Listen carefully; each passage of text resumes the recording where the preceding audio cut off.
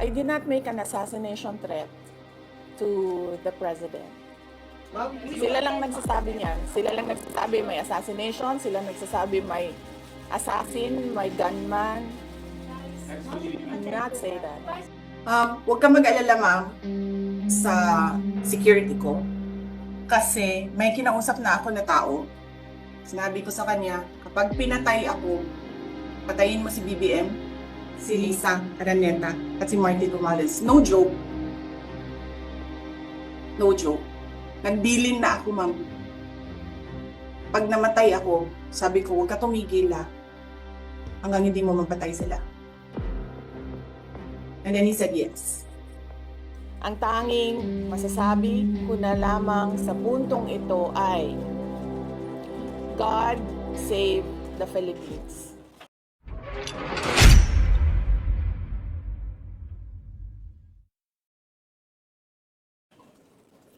Bukod dito, nais ko na lang ipaabot ang aking taus-pusong pasasalamat sa mga kababayan na patuloy na nagdarasal, sumusuporta, nagtitiwala, at patuloy na nagmamahal sa akin. Manalig kayo dahil sa taong bayan ang tagumpay. Syukran. I know, right? Braille. 3 questions, no follow-up. Okay. Oh. How are you? Ay, ayoko na. I'm okay. You've seen the list of those who signed, ma'am? Oo. Marami doon, mga inaanak, mga kumpare, mga nanghiling suporta sa inyo. So, What's your reaction? Sabi kasi, ito lang daw basahin ko. Promise me lang, isa na yun. So, how are you preparing for this? We've already started preparing the moment Franz Castro announced the impeachment plans, which was November of 2023. So November of 2023, there were already lawyers doing their work for the impeachment. So, we leave it to the lawyers. Resignation is not an option. Resignation is not an option. Wala pa tayo doon, ma'am. Masyado pang malayo yung mga ganyan na mga bagay. Nandun pa lang tayo sa pagbabasa ng...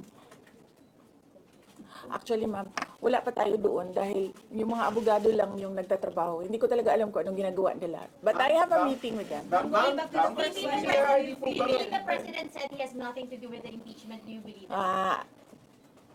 I do not want to answer that question. Next. Ma'am, confirm po ba na si dating Pangulo Rodrigo Duterte ay isa sa mga abogado niyo para sa impeachment? I do not want to answer that question. Yes, ma'am. Nakikita niyo po ba na may hahalin tulad ng sitwasyon ngayon ng bansa sa 1984 ni George Orwell? I do not want to answer that question. Last. Na yung mga kaalyado, nanghiling suporta, mga inaanak, mga kumpare, kumari, sila yung mga pumirma sa inyo. Paniwala ko lang, no, if you have to explain or defend your signature in a yes petition for impeachment, then you feel that you have done something wrong. Kasi kung wala ka namang ginawang mali, bakit mo i-defend yung pirma mo? Ma'am, So yun yung paniwala ko. okay. Ma'am, naniniwala po ba kayo na may gumalaw po for the impeachment?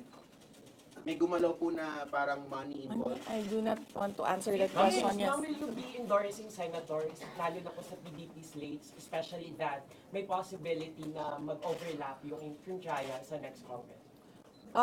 Hindi pa namin napapag-usapan kung ano yung gagawin ko for the upcoming campaign and election.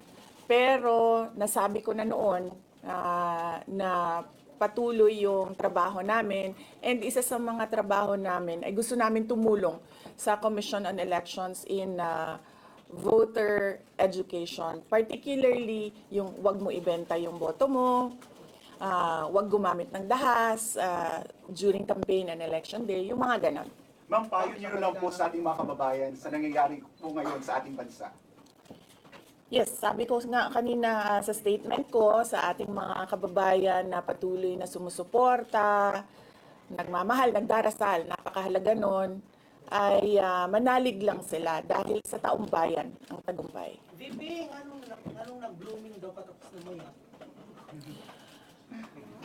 Nganong naa ka diri sa Manila na taga Davao man ka?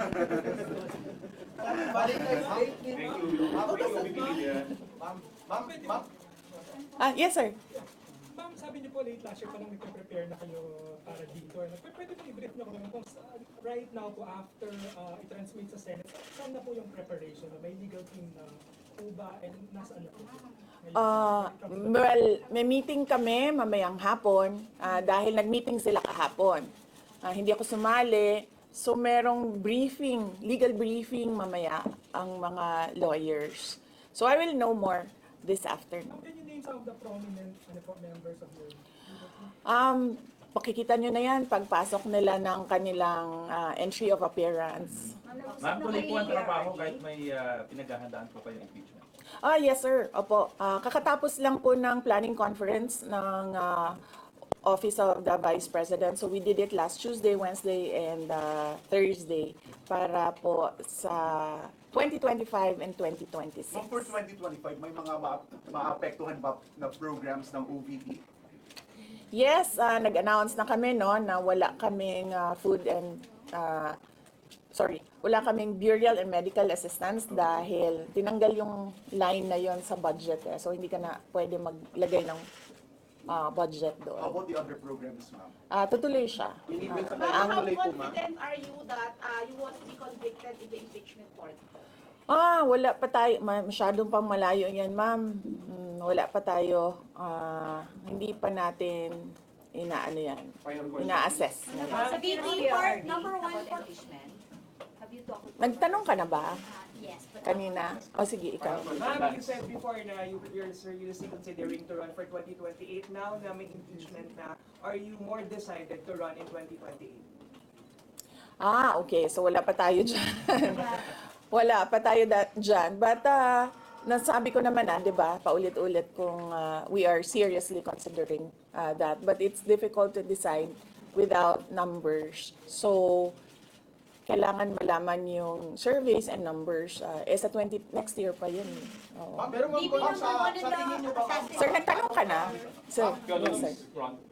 What are you concerned na yung possible consequence that you can be disqualified from public office kung magkaroon na ng conviction?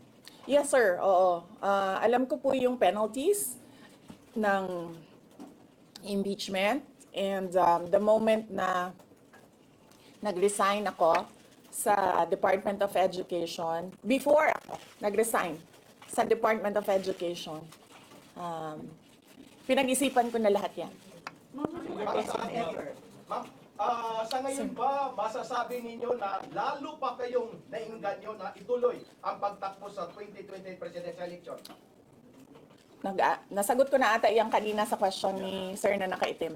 Ma'am, number one in the articles of impeachment was your assassination threat to the president. Do you regret making that statement last week? I did not make an assassination threat to the president. Sila lang nagsasabi niyan. Sila lang nagsasabi may assassination, sila nagsasabi may assassin, may gunman. Not say that. Vice, last time, tinanong ko kayo if confident kayo sa numbers ng House. And sabi nyo, hindi kayo confident. And nagkatotoo nga, ngayon sa Senate, you said na parang meron kayong confidence sa mga senador. So, ngayon, how do you feel about that? Do you still feel confident with the numbers in the Senate? Sandali, Mama. Kailan ko sinabi yun may confidence ako sa numbers sa Senate? Ano exact na sinabi ko? Sorry I cannot remember the exact words that I used. Parang medyo confident kayo with regards sa Senate, sa mga friends and allies nyo. Unlikely ako magsasabi ng ganyan ba? Pero I need I will answer that next Pero how time. do you feel now sa Senate? Medyo supposedly receive nila yung impeachment complaint the other day, pero nag-close sila kagad because of the last session. Well, that is their prerogative as a body, no? So we have to respect the Senate kung ano yung desisyon nila dahil sila yung mga nandoon sa loob. So far you feel assured about your allies in the Senate? We haven't talked. I have not talked to my friends in the Senate. Wala. Last question. Ma'am, will you appear sa impeachment court? Kay Senator Ivy? Bakit? She's going to block out the impeachment po, ma'am. Sabi daw po niya, she opposed to impeachment daw po. Bakit kaya? Maybe we should ask. Maybe we should ask her first. Bakit niya ibablock yung impeachment? How do you feel po? Sabi ni BBM, hindi niya supportado yung impeachment. Pero number one na, unang-unang pumirma yung anak niya. He was consulted actually. He would consult the Kasi sabi, ito lang daw basahin ko. May ang daming nagbabantay sa gilid. Ma'am, nakausap